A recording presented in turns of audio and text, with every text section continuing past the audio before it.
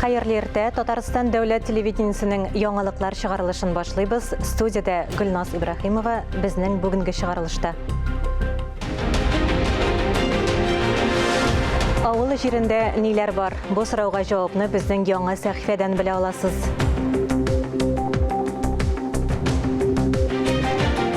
Әби бабайлы балаларга бүләк. Саба районындагы махсус бәйге турында безнең репортаж. Түбән Камада коралны кемнәр сүтеп җыйган? Идел буе кадеты 2022 Спартакиадасы нәтиҗәләре.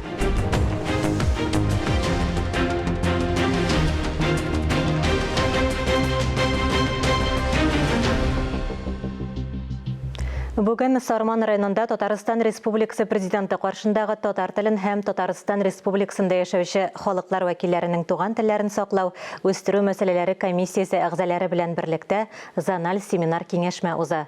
Утырыш эшендә Татарстанның Дәүләт Советы рәисе урынбасары, Татарстан Республикасы президенты каршындагы татар телен һәм Татарстан Республикасында яшәүче халыклар вәкилләренең туган телләрен саклау, үстерү мәсьәләләре комиссиясе рәисе Марат Әхмәтов, Сарман районы хакимияте башлыгы Фәрит Хоснуллин чыгышлары көтелә. Киңәшмә үз эшен Сарман авылындагы Бәрәкәт мәчетендә башлап җибәрә. Аннан исә Сарман аграр көллияте эшчәнлеге белән танышу күздә тотыла.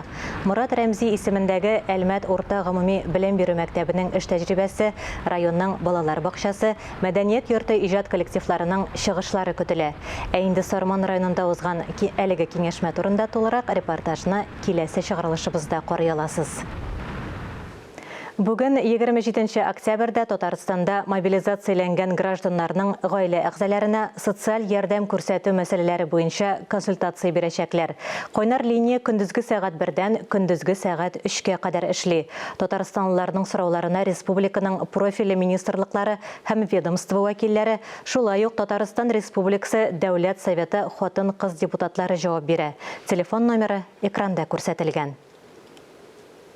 Республикабызның Әтнә дәүләт драма театры Кыргызстанның 4 шәһәрендә театралаштырылган концерт биреп кайтты. Иҗади сәяхәт нәтиҗәләре белән театр вәкилләре Татар информда булып узган матбугат конференциясендә уртаклашты. Иҗади сәфәр Идел буе Болгар дәүләтендә ислам дине кабул ителүнең 1100 еллыгы уңаеннан Татарстан президенты Рөстәм Миңнеханов йөкләмәсе белән оештырылды. Кыргызстанда яшәүче милләттәшләребез өчен Әтнә театры махсус программа әзерләгән. Сценарий авторы Гөлүсә Батталова татарларның нинди тамырлардан, койсы нәселдән булуларын өйрәнгән, биредәге татарларга багышлап шигырьләр иҗат иткән. Концертларга килгән төрле яшьтәге тамашачы артистлар чыгышын алкышларга, чәчәк бәйләмнәренә күмгәннәр. Тамашачы бик яхшы, бик сагынып безне каршыладылар, бик теләмичә генә озатып калдылар. Инде без әле кайтып та китмичә кайчан киләсез дип. Шын-шынлап хезмәтне яраткан, тормышны яраткан һәм бер кайда да югалып калмый торган шундый татарлар күченгән анда. Һәм бүгенге көндә дә, Аллага шөкер, татарларның Кыргызстанда дәрәҗәсе бик югары. Урман буйлап йөгерделәр, озынлыкка сикерделәр, мылтыктан аттылар. Түбән Камада узган Идел буе кадеты 2022 Спартакиадасының нәтиҗәләре билгеле булды. Ярышлар 2 көн дәвам итте. Анда Татарстанның 5 кадет корпусыннан 100 егет катнашты. Кадетларның үз бурычларын ни дәрәҗәдә уңышлы үтәүләре хакында алдагы язмада.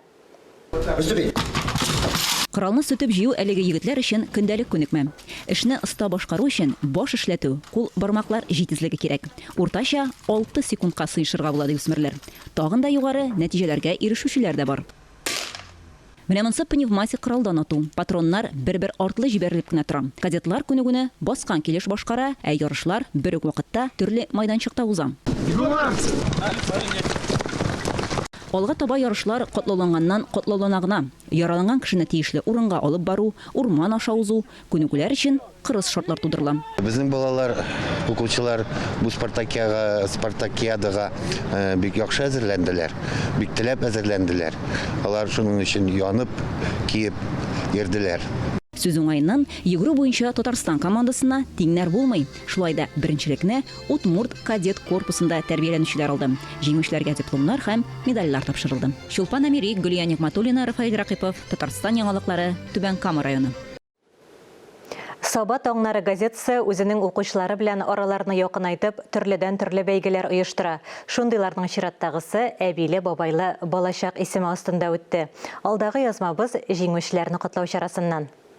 Саба таңнары газетасы редакциясында бәйрәм, укучыларына бүләк өләшүне алар тантаналы итеп уздырырга уйлаганнар. Әбиле бабайлы балачак бәйгесенә нәтиҗәләр ясап, җиңүчеләрне үзләренә чакырырга булганнар. Игълан ителгән бәйге газетаның интернет сайтында узды. Анда укучылар шушы эчтәлеккә туры килгән фотоларны юллап, матур хатирәләре белән уртаклашканнар. Әби бабайлы семьяда тигезлектә үскән балалар, алар үзенчәлекле, үзенә күрә тәрбияле булып үсәләр.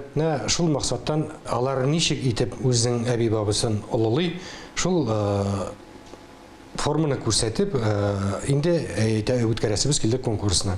Бәйгедә катнашучылар саны әлегә бик күп булмаса да, аларның төрле яшьтә булулары шатландыра. Укучылар, урта буын, өлкәннәр. Әби бабайлар рәхәт чаклар фоторәсемнәр аша үзләренең күңелле истәлекләре белән баетылган. Ләйсән Хәйретдинова гаилә альбомыннан яше дә тулмаган вакыттагы фотоны табып ала. Ул анда әби бабасы куйнында сурәтләнгән. Еллар үтеп, бабасы бакыйлыкка күчкән булса да, Ләйсәннең күңелендә аралашу мизгелләре иң якты хатирә булып саклана. Алар белән бит инде үткәргән һәр көн ул кадерле, чөнки алар бит мәңгелеккә килмәгән бу дөньяда. Һәм безнең инде хөрмәтебез дә аларга зур булырга тиеш, чөнки алар безне генә түгел, ә безнең әти-әниләребезне тәрбияләгән безнең якын кешеләребез. Зәлия Гайнуллина мәктәп укучылары арасында үз ише белән беренче урынны ала. Әтисенең әти-әниләре турында яза ул. Шуңа бүләген дә әтисенә тапшырырга карар итә. Ильясның ике як әби бабасы да исән сау. Ул җәйләрен алар белән үткәрә. Хатында да шул матур чаклар турында язган. Әби белән бабайлар озак яшәсеннәр, артмасыннар, һәм безне көтсеннәр. Күңел түрендә әби бабаларыбыз турында җылы хатирәләр саклана икән, буыннар бәйләнеше дә өзелми дигән сүз. Эльза Әхмәтҗанова, Раила Галәвин, Рөстәм Хәлилов, Татарстан яңалыклары, Саба районы. Бүген без авыл хуҗалыгына багышланган яңа сәхифә тәкъдим итәбез. Биредә авыл хезмәтчәннәре алар җитештергән продукция, гомумән республикабызны азык-төлек белән тәэмин итүчеләр турында сөйләрбез. Сүзне хезмәттәшем Динә Нәҗметдиновага бирәм. Агросәнәгать комплексы республика иктисадының мөһим тармакларының берсе булып тора. Бу хакта Рөстәм Миңнеханов Дәүләт Советына юлламасында белдерде. Татарстан президенты искәрткәнчә, быел бертекле культуралардан 5 миллион тоннадан артык ашлык җыелган. Шикәр чигендеренең тулаем җыемы 2 миллион тоннадан аз гына кимрәк, ә май культуралары 600 мең тонна тәшкил итә. Татарстан продукцияның төп төрләре белән тулысынча тәэмин ителгән һәм шактый күләмдә республикадан читкә җибәрү мөмкинлекләренә ия. Хочу выразить слова благодарности сельчанам за их важный и непростой труд.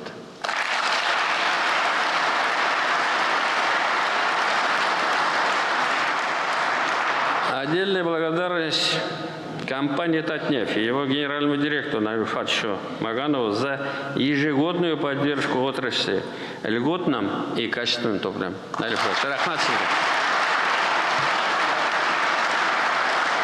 Перед нашими аграриями стоят серьезные задачи по сохранению достигнутых показателей и повышению эффективности сельхозпроизводства, в том числе за счет улучшения плодородия почвы, а также развития мелиоративного комплекса.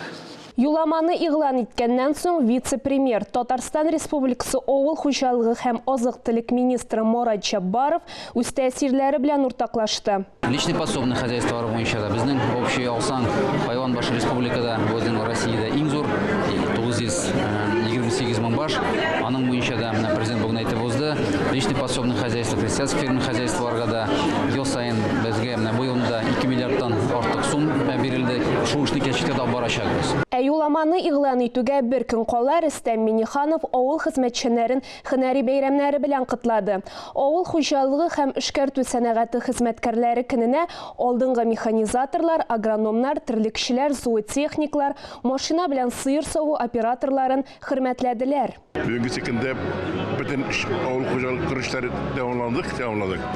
И хезмәт вакытта биреп барабыз, кредитларыбыз юк бер тиендә. Техниканы алып торабыз. Хәтта бәйрәмнәрдә дә җитештерү мәсьәләләре турында сөйләшү гадәткә кергән. Бу очракта беренче чиратта республика президенты алдынгыларга бүләкләр тапшырды. Рәхмәт сүзләрен җиткерде. Шулай ук Рөстәм Миңнеханов соннарны ассызыклап үтте. 5 миллион тоннадан артык ашлык, шикәр чигендере уңышы, рекордлы сөт саву һәм авылга дәүләт ярдәме программаларын уңышлы гамәлгә ашыру Татарстанның азык-төлек иминлеген тәэмин итүдә зур ышаныч тудыра. Һөнәри бәйрәмегез белән котлыйм. Барыгызга туган җиргә мәхәббәт, игелекле хезмәтегез һәм республика үсешенә керткән зур ирешегез өчен олы рәхмәтемне белдерәм. Сезгә бик зур рәхмәт. Иң яхшы механизаторлар, агрономнар, зоотехниклар, машина белән сыер саву операторлары, хуҗалыклар җитәкчеләре һәм фермерлар лаеклы рәхмәт сүзләрен ишеттеләр. Кайберләренә мактаулы исемнәр бирелде. Аларны авыл хуҗалыгы һәм азык-төлек министрлыгы җитәкчеләре, профильле парламент комитеты башлыгы котлады. Во-первых, хочу всех тружеников села поздравить с праздником, Днем работников сельского хозяйства и перерабатывающей промышленности. Во-первых. Во-вторых, как бы погода не складывалась, каждый год мы сеем, каждый год надо убирать хлеб, но сегодня те погодные условия, весенние, лето, и очень они благоприятствовали хорошему урожаю. Авыл хуҗалыгы темасын дәвам итеп. Тәрлекчелек тармагы игенчелек белән беррәттән район өчен мөһим тармакларның берсе булып тора. Әлеге тармакта елның теләсә кайсы фасылында кызу эш өсте. Алдагы видеоязмабызда Зәй районының уңган булган тәрлекчелек тармагында инде шактый еллар эшләп килүчеләр турында. Таң туды исә Баграш комплексы терлекчеләре эш урыннарына ашыга. Биредә аларны яраткан маллары кечкенә бузаулар көтеп тора. Нина Салдаева терлекчелек тармагында инде 30 ел хезмәт куя. Бузау карау эшенә алынганчы сыер саучы булып эшләгән. Без башта сыер савадырык, сыерлар имында. Сыер саудан инде сыерларны алып китеп бетерделәр монда. Бузау карауга күчтек инде. Көн сайын эшлибез инде, ялсыз нисез. Һава торышының кырыс чаклары да терлекчеләрнең эшен туктатмый. Бузаулар һәр вакыт караулы. Алларыннан ризыгы өзелми. Пешәнен вакытында салып фуражны да тиешенчә биреп торалар. Эш 2 сменада оештырылган. Фермада 506 баш бузау исәпләнә. Аларның һәр кайсы тәүлегенә 800 грамм артым бирә. Яшь малларны 4 мешәдән алабыз, бузауларны 60 көннән соң. И үзебез эштә 70-кә хәтле җиткерәбез дигән, шуны җибәрәбез Хушылага. Жылга где-то 400 башлап китә инде. Яшь бузауларны карау аеруча җаваплы һәм игътибар сорый торган эш. Екатерина Григорьева да терлекчелектә 25-нче елын эшли. Моңа кадәр 9 ел дәвамында бузауларны салкын ысул белән тәрбияләгән. 98 елдан бирле эшлим. Башта 9 ел холодный методта яшь бузаулар карадым. Физик эш инде, өйрәнгәч авырлыгын күрмибез. Яратып эшлибез, яратмасак шуның хәтле еллар эшләмәс идек. Биредә һәркем җаваплылык тоеп, хезмәтен җиренә җиткереп башкара. Эш шартлары да яхшы. Бүлмәләрдәге чисталык биредә уңган терлекчеләр эшләвен дәлилли. Иң мөһиме ферма, маллар бар. Димәк, авыл яши, авыл кешесенә эш бар диләр алар. Чулпан Әмири, Әдилә Борханова, Денис Ипатов, Татарстан яңалыклары, Зәй районы. Эфирда Татарстан яңалыклары дәвам итәбез. Бүген башкалабызда инде 2нче көнен Идел буе Болгар дәүләтендә ислам дине кабул ителүнең 1100 еллыгына һәм Мөхәммәдия мәдрәсәсенең 140 еллыгына багышлап мөселман белем бирү оешмалары мөгаллимнәренең Бөтен Россия форумы уза. Форум 2011 елдан башлап үткәрелә. Ул мөселман мәгарифе һәм тәрбиясе өлкәсендәге мөһим мәсьәләләр турында фикер алышу, аларны хәл итү өчен мәйданчык булып тора. Форумда мөгаллимнәр ислам нигезләре буенча 700 мәчет каршындагы курсларда 8 мәдрәсәдә һәм 3 мөселман югары уку йортында уку барышын оештыруның көнүзәк мәсьәләләрен караячак. Форумның төп чаралары бүген 27 октябрьдә була. Анда пленар утырыш һәм Мөхәммәдия мәдрәсәсенең 140 еллыгы кысаларында Татарстанда һөнәри ислам мәгарифе проблемалары буенча фикер алышу көтелә. Әлеге форум эшчәнлеге турында тулырак репортажны безнең киләсе чыгарылышта карый аласыз. Безнең телерадиокомпания һәм Русфонд хәйрия җәмгыяте авыру балаларга ярдәм итү буенча уртак проектны дәвам итә. Бу юлы 16 яшьлек Олеся Машейканың авыру тарихы. Ул 3нче дәрәҗәдәге сколиоз белән интегә. Авыру Олесяга яраткан эше музыка һәм вокал белән шөгыльләнергә комачаулый. Я грею счастье внутри, смотри, оно с тобою связано. Күп санлы җыр конкурсларында катнашучы яшь җырчы Олеся Машейко үзенең киләчәген сәхнәдә Диана Гурская үрнәге белән илһамланып күрә. Ләкин хыялга адымнар ышанычлы булсын өчен 16 яшьлек кызга сколиозны җиңәргә кирәк. Аңа озак басып тору гына түгел, хәтта бер хәлдә утырып тору да авыр. У меня очень сильно начинает болеть поясница. Минем билем бик каты авырта башлый. Урыннан торып киткәндә миңа бик җайсыз. Һәр вакыт таянып торырга кирәк. Күбрәк ятып торасым килә. Бигрәк тә музыка көллиятендә дәресләр авыр бирелә. Күп сәгатьлек лекцияләрне телефон аша тыңлый. Сколиоз елдан-ел үзе турында ныграк сиздерә.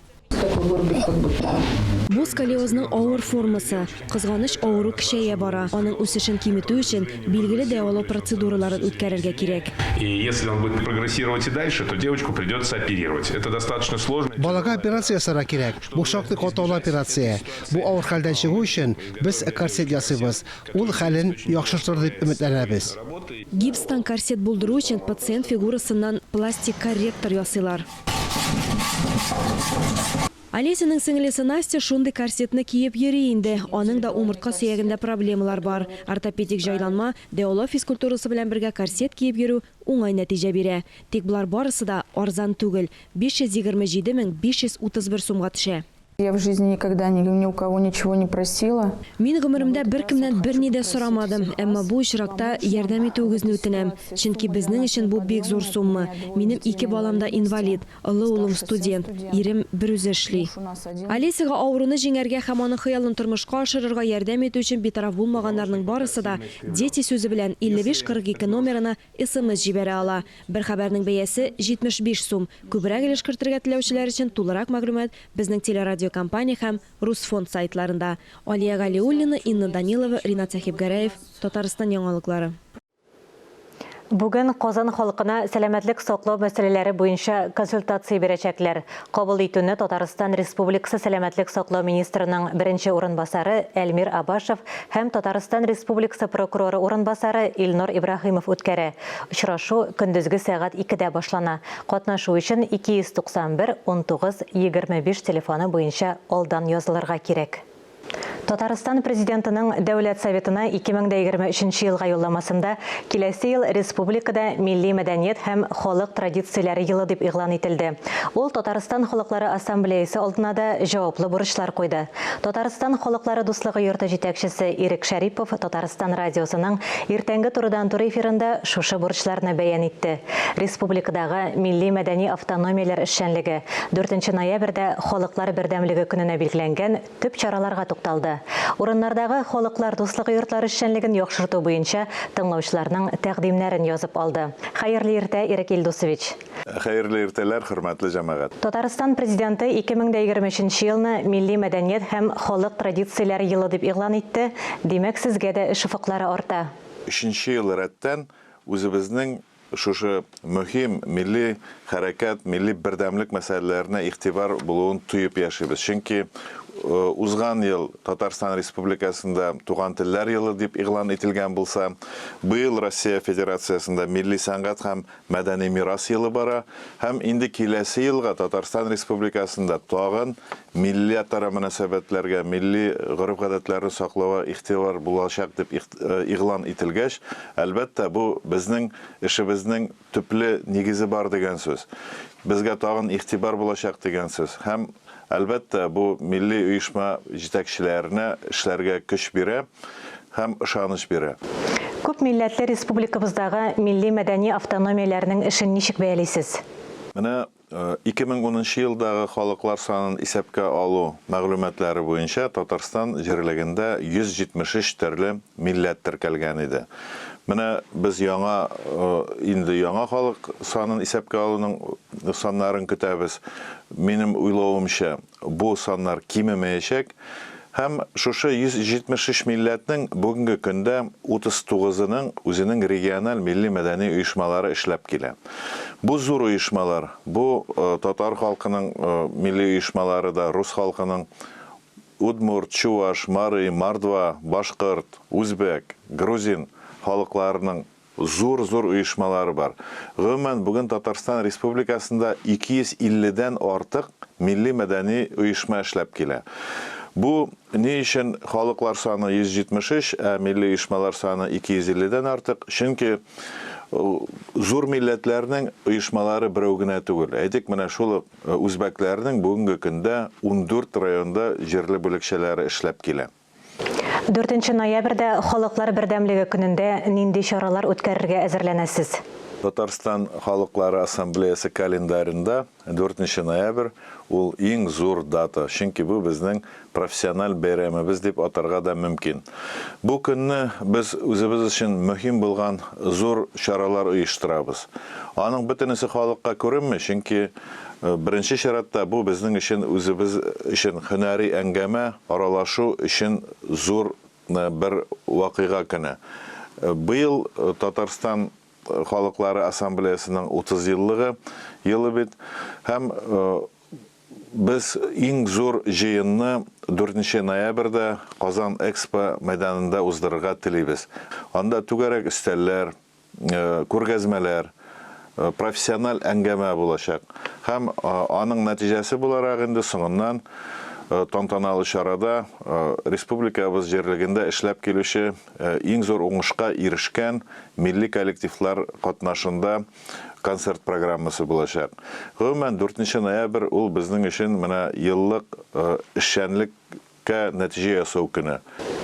Сез халык белән бердәмлектә эшлисез, сораулар, тәкъдимнәр белән кая мөрәҗәгать итәргә мөмкин? Татарстан Халыклары Ассамблеясы һәм Татарстан Халыклар дуслыгы йорты ул Казан шәһәрендә Павлюхин урамы 50-нче йортта урнашкан. Әлбәттә, без сезне һәр вакыт кабул итәргә әзер. Әмма моннан тыш, бүгенге көндә Халыклар Ассамблеясы ул инде киң таралган, республиканың күпчелек районнарында эшләп килүче зур иҗтимагый оешма. 37 районда Татарстан Халыклары Ассамблеясының җирле бүлекчәләре эшләп килә. Әгәр дә сез үзегезнең тәкъдимнәрегез, проблемаларыгыз белән җирле бүлекчәләргә мөрәҗәгать итәсез икән, сезнең сорауларны я урында хәл итәчәкләр, әгәр дә инде ул зурырак, авыррак мәсьәлә икән, сез менә турыдан-туры безгә, Халыклар Ассамблеясына, дуслык йортына мөрәҗәгать итә алачаксыз. Ирек Илдусович, әңгәмәгез өчен рәхмәт. Әлеге сәгатькә шулар иде, берничә минуттан эфирыбызны хәерле көн Татарстан тапшыруы дәвам итә. Ә без яңалыклар иҗат төркеме бүгенгә сау булашабыз. Үзегезне һәм якыннарыгызны саклагыз, сау-сәламәт булыгыз.